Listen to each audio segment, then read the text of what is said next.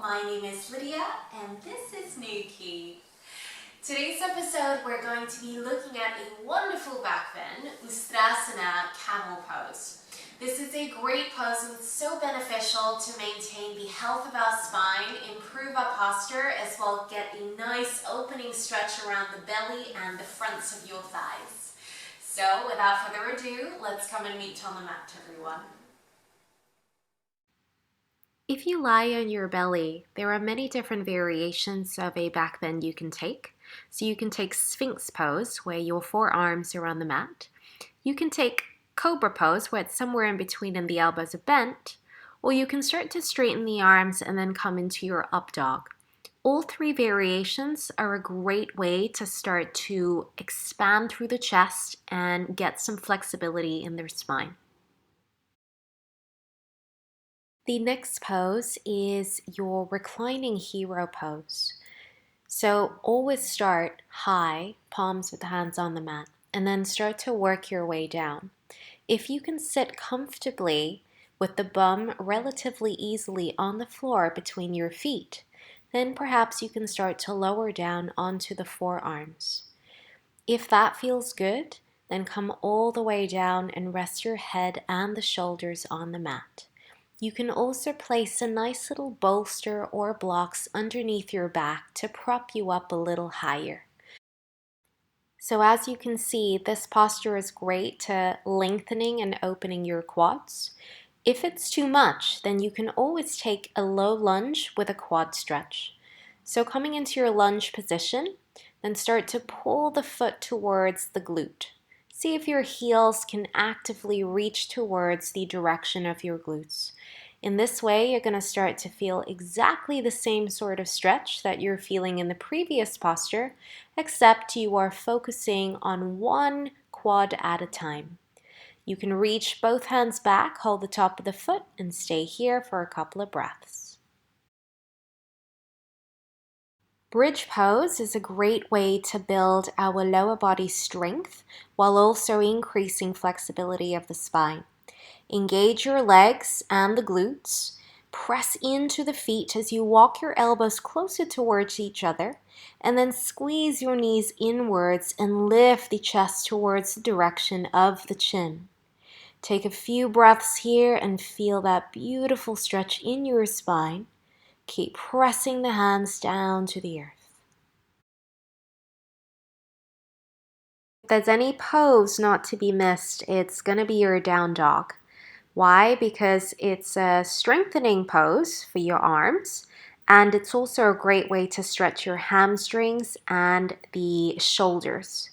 You can pedal out the feet and think about drawing your heels down to the mat.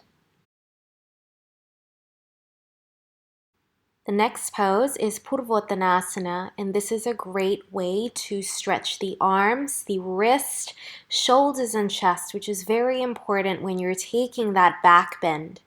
Elevate and guide the hips up, again lifting the chest. One straight plank of wood from the tiptoes to your head. Try and connect the toes down to the mat. So building towards the camel pose. Come onto your knees first as a start.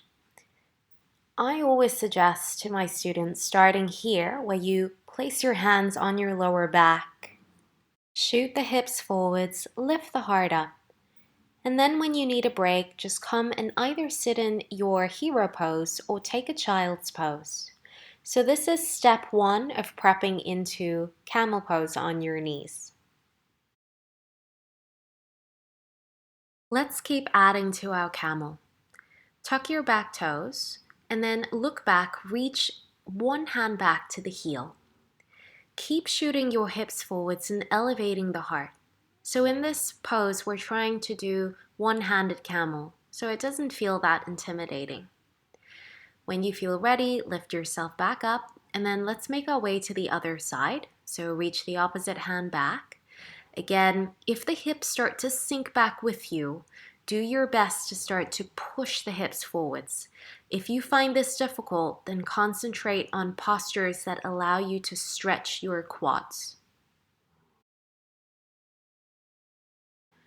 So from here, A good way to practice camel pose if you cannot rest both hands on your heels is to place both hands on two little blocks.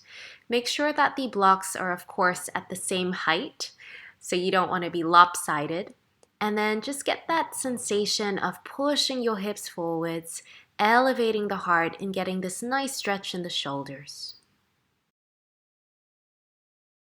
We should now be ready for camel pose. Tuck your back toes. Reach both hands back for the heels. Try not to sink the hips back as we've spoken about before. Rather, push the hips forwards, lift the heart up, and then you can gaze upwards towards the sky, or if it feels good, send your gaze back. Take a few breaths here in Ustrasana. Feel this beautiful sensation of lengthening your spine. And then when you feel ready, you can exit the pose. Shift your weight forwards, hands to the heart, and take a few relaxing breaths in hero or child's pose. Well done, everyone.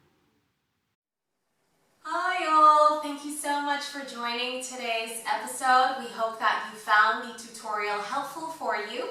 Remember that some of these postures are a little bit challenging and we've all got different bodies, so for some people it might come a little easier, for some people it may be a bit more challenging. But the most important is that you're entering into the pose with a happy mind and a positive attitude.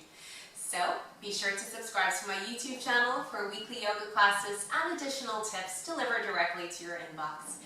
In the meantime, Kat Chisu, Namaste.